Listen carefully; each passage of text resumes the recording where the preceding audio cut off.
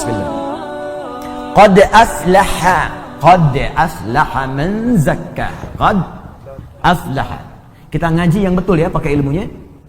Man zakka, zakkaha. Ya. Pertama pakai qad. Qad itu kalau di ilmu nahwu namanya harfu tahqiq. Huruf yang menjamin kepastian. Ya, aflah dari kata falah. Ya, falah itu sukses dan bahagia. Kalau Anda buka kamus bahasa Inggris bahasa Arab, maka falah diterjemahkan success and happiness. Bukan sekedar bahagia, tapi ada suksesnya. Dia ada sukses saja disebut fauz namanya. Disebutkan derivasinya dalam Al-Qur'an 29 kali. Ya, ada faiz, ada fauzan, faizah, fauzi, itu sukses. Ya, fauzi, orang yang diharapkan sukses dalam hidupnya. Walaupun belum tentu bahagia. Ada faiz. Kalau bahagia saja, farah namanya. Farah. Orangnya farhan, perempuannya farah. Kalau ada yang namanya farhan, artinya orang yang diharapkan bahagia selama hidupnya. Bahagia, walaupun belum tentu sukses. Nah, Anda pilih mana? Kaya tapi gelisah atau miskin tapi tenang? Miskin tapi tenang. Oke, di antara yang kedua selalu ada alternatif yang ketiga. Kalau bisa kaya dan tenang, sukses dan bahagia, kenapa pilih salah satu dari yang dua tadi? Dan Allah Maha tahu, maka ditawarkan pilihan langsung yang ketiga, namanya falah. Falah itu sukses dan bahagia, kaya dan tenang. Kalau Anda genggam kebahagiaan itu, digenggam sukses itu, dan gak mau dilepas, maka dalam ilmu saraf tambahkan hamzah di depan kalimatnya. Asalnya falah gini, falah gini, tambahkan hamzah gini. Kalau tambahan satu huruf muncul di depan kalimat, maka harokat huruf yang pertama dari kalimat asal ini falah, fa, pindah ke sini. A harakatnya, fa. Karena pindah yang ini mati, sukun. Sukun, bulat. Karena ini sudah ada hamzah, maka di ilmu sharaf ilatnya ini hilang. Harakat tetap aflah. Falah, jadi aflah. Orang yang menggenggam dengan kuat kebahagiaan dan kesuksesan. Terjemahkan dengan ilmunya. Qad aflaha. Aku pastikan, kata Allah, ada orang yang akan menjamin kebahagiaan dalam hidupnya dan sukses dalam pekerjaannya. Jadi kalau beraktivitas dimanapun, ada masalah sebesar apapun, tenang aja. Kayak nggak ada pengaruh pada dirinya. Bukan nggak punya masalah, teman-teman. Punya masalah juga. Cuma masalah itu diberi rumus oleh Allah sehingga menjadi ringan. Bukan nggak berat, bukan nggak ada masalah. Jadi sebelum itu datang, dia sudah tahu ilmunya. Sehingga ketika datang, ringan aja dihadapi, seberat apapun. Ya, indah. Dan sukses dia. Dan ketika ada tantangan, dan Quran tidak pernah menyebut hambatan, tantangan. Ada tantangan dalam pekerjaan, dihadapi, tenang aja. Dan kesuksesan itu Allahu Akbar. Begitu seorang punya positive thinking, tenang jiwanya, maka setengah kesuksesan sedang dia genggam dalam tangannya. Bergerak, bergerak, bergerak, bergerak, bergerak. Allahu Akbar. Aflah. Siapa orang itu? Maka rumus awalnya man, ismun mausulun alal fardiyatil ambiyah. Konjungsi huruf sambung menyambungkan dua hal. Yang pertama dengan yang kedua. Qad aflaha ingin disambungkan dengan zakah. Disambungkan kadang-kadang menunjuk kepada objek atau subjek sekaligus. Tanpa batas bagi setiap personal. Seakan Allah ingin mengatakan bagi Anda siapapun hamba. Tanpa batas. Laki-laki kah? Perempuan kah? Tua kah? Muda kah? Kecil, besar kah? Kaya, cukup kah? Kalau Anda ingin menggenggam kesuksesan dan kebahagiaan, maka zakah. Itu bisa Anda raih, modal awalnya zakah. Haknya kembali kepada nafsu.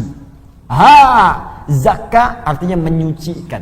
Maka diterjemahkan dalam terjemahan, sungguh akan sukses dan bahagia orang yang mampu menyucikan nafsunya, jiwanya. Baik, kembali ke sini.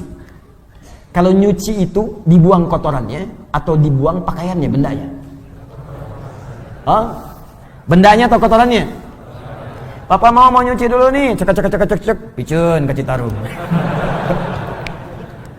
Bukan bendanya, pasti kotorannya kan?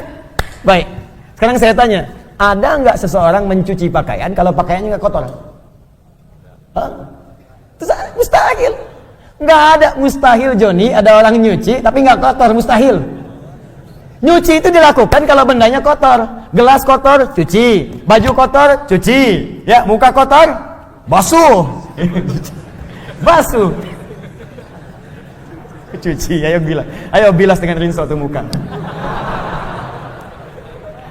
Cuci, bersihkan. Bersihkan, cuci. Mencuci itu artinya menghilangkan kotorannya, bukan menghilangkan bendanya.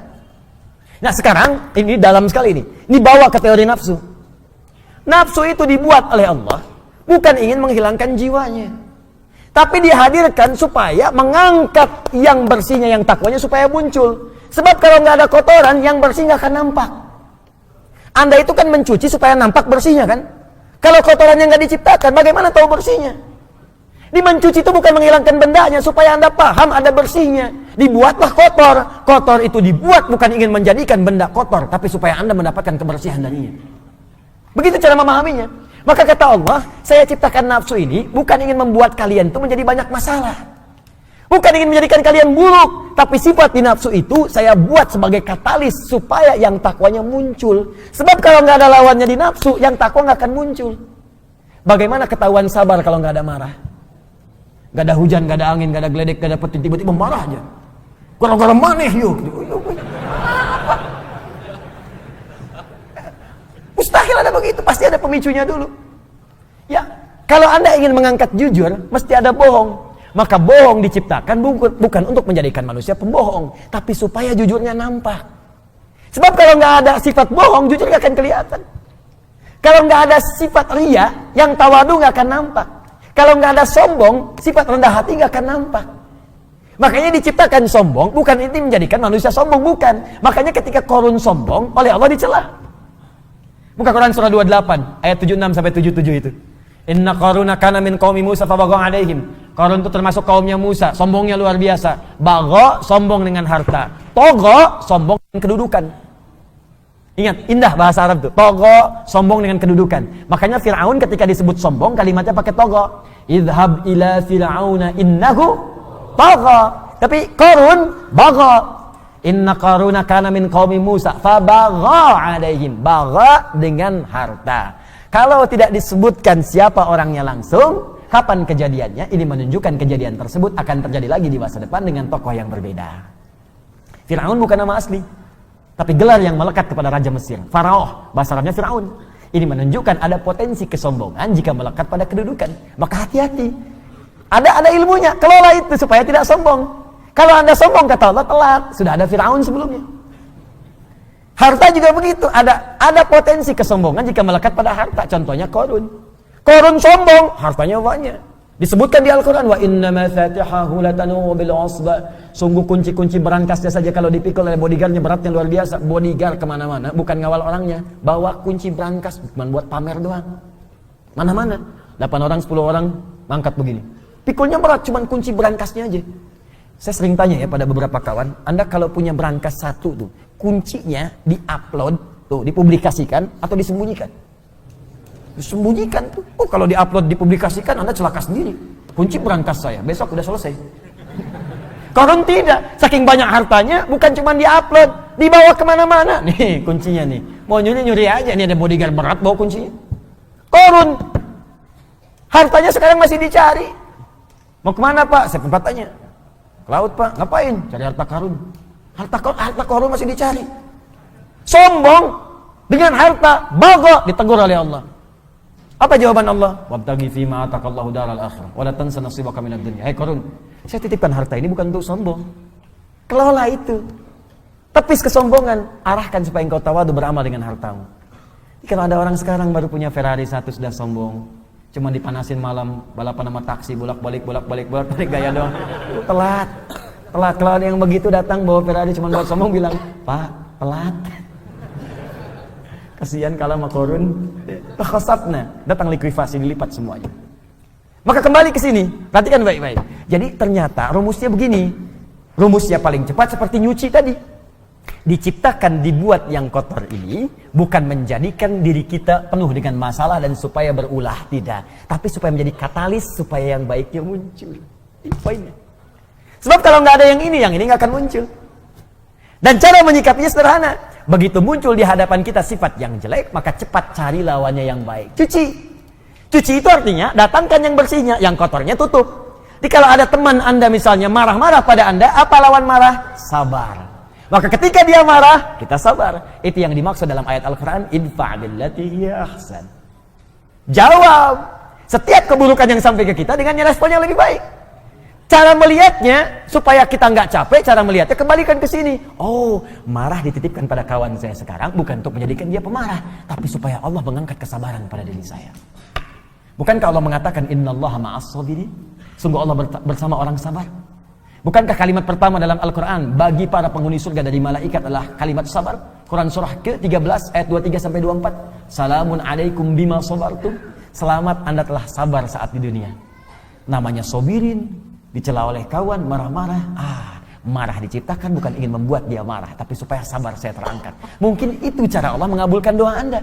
Bukankah selama ini Anda berdoa kepada Allah, ya Allah jadikan aku dekat denganmu, ya Allah masukkan aku ke surga. Kalimat pembuka surga, sabar. Sabar lawannya marah. Begitu orang marah, sebetulnya Allah ingin menanamkan pahala dan menjawab doa Anda saat sebelumnya Anda meminta. Jadi kalau ibu di rumah bu, suami pulang tiba-tiba marah, berbahagialah ibu. Karena marah diciptakan bukan ingin membuat suami jadi pemarah, tapi supaya mengangkat kesabaran dalam diri ibu. Mungkin dengan sabar itu, kekuatan ibu bertambah untuk menghadapi problematika lebih besar di kemudian hari. Jadi kalau di hari itu ibu belum lulus, bagaimana menghadapi tantangan lebih besar di kemudian hari? Ada masalah di depan yang lebih dahsyat lagi. Perlu kekuatan lebih. Kalau pada yang ini aja Anda gagal tidak bisa melewatinya, bagaimana bisa mengatasi persoalan yang lebih besar di kemudian hari? Itu prinsipnya. Ya begitu ada suami datang marah-marah, Masya Allah, Alhamdulillah, sabar. Kamu senyum lagi, kenapa? Sabar. Alhamdulillah Pak, saya yakin, Mama yakin, Papa itu bukan pemarah. Emang? Iya. Maafkan ya Pak, kalau memang marah itu dari Mama yang salah. Semoga Allah muliakan kita, mengangkat kesabaran kita semua. Indah, selesai.